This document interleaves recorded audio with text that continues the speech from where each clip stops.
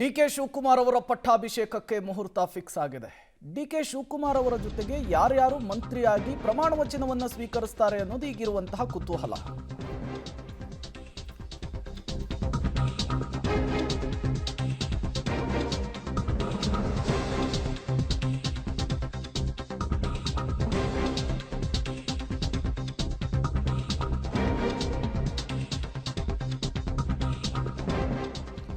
Cabinet ಕಸರತ್ತಿನ ನಡುವೆ AICC ಅಧ್ಯಕ್ಷ ಮಲ್ಲಿಕಾರ್ಜುನ್ ಖರ್ಗೆ ಅವರು ಒಂದು ಹೇಳಿಕೆಯನ್ನು ಕೊಟ್ಟಿದ್ದಾರೆ.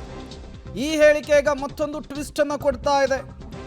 ರಾಜ್ಯದಲ್ಲಿ ಡಿಸಿಎಂ ಹುದ್ದೆ ಸೃಷ್ಟಿ ವಿಚಾರ, ಸದ್ಯ ಡಿಸಿಎಂ ಹುದ್ದೆಯ ಪ್ರಪೋಸಲ್ ಬಂದಿಲ್ಲ ಅಂತ ಹೇಳ್ತಿದ್ದಾರೆ ಎಐಸಿಸಿ ಅಧ್ಯಕ್ಷರು.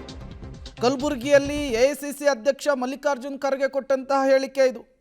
ಮೊದಲ ಹಂತದಲ್ಲಿ ಕೆಲವರನ್ನ ಸಚಿವರನ್ನಾಗಿ ಮಾಡಲಾಗುತ್ತೆ, 8 ರಿಂದ 10 ಜನ ಸಚಿವರಾಗ್ತಾರಾ ಅನ್ನೋದನ್ನ ನೋಡಬೇಕು ಅನ್ನುವಂತಹ ಮಾತುಗಳನ್ನು ಆಡಿದ್ದಾರೆ. ಈಗ ನೋಡಬೇಕು, ಇನ್ನೂ ಪ್ರಪೋಸಲ್ ಯಾವುದು ಬಂದಿಲ್ಲ.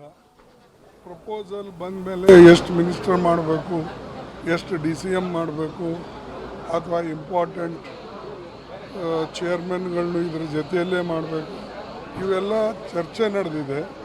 ಅದು 3ನೇ ತಾರೀಕು ಆದಮೇಲೆ ಗೊತ್ತಾಗ್ತದೆ. ಇನ್ನು ಬಂದಿಲ್ಲ ಪ್ರಪೋಸಲ್. ಅಂದರೆ 8 ಮಾಡ್ತಾರೋ 10 ಮಾಡ್ತಾರೋ, ಅವರು ಪ್ರಪೋಸಲ್ ಬಂದಿಲ್ಲ. ಬಂದ ಮೇಲೆ ಅದ್ರ ಪ್ರಕಾರ ಸದ್ಯಕ್ಕೆ ಒಂದು ಹಂತದಲ್ಲಿ ಮಾಡಿ, ಅದು ಆದಮೇಲೆ ಮತ್ತೊಂದು 15 ದಿವಸ 1 ತಿಂಗಳು ಬಿಟ್ಟು ಮತ್ತೊಂದು ಹಂತದಲ್ಲಿ ಉಳಿದಂಥ ಇದು ಸದಸ್ಯರೇನು ತಗೊಳ್ಬೇಕು ಅಂತ ಒಂದು ವಿಚಾರ ಇದೆ. ಆದರೆ ಮುಖ್ಯಮಂತ್ರಿಗಳು ಏನು ವಿಚಾರ ಮಾಡ್ತಾರೋ ಇನ್ನೂ ನಮಗೆ ಗೊತ್ತಾಗಿದೆ. ಆಗ್ತಾರೆ ನ್ಯಾಚುರಲಿ. ಇವ್ರು ಬಿಟ್ಟ ಮೇಲೆ ಇನ್ನೊಬ್ಬರು ಬರಲೇಬೇಕು. ನಾವೆಲ್ಲ ಸರ್ಚ್ ಮಾಡ್ತಾ ಇದ್ದೇವೆ. ಒಳ್ಳೆಯವ್ರನ್ನ ನೋಡಿ ಮತ್ತು ಕಾಂಬಿನೇಷನ್ ನೋಡಿ ಮಾಡಬೇಕಾಗ್ತದೆ.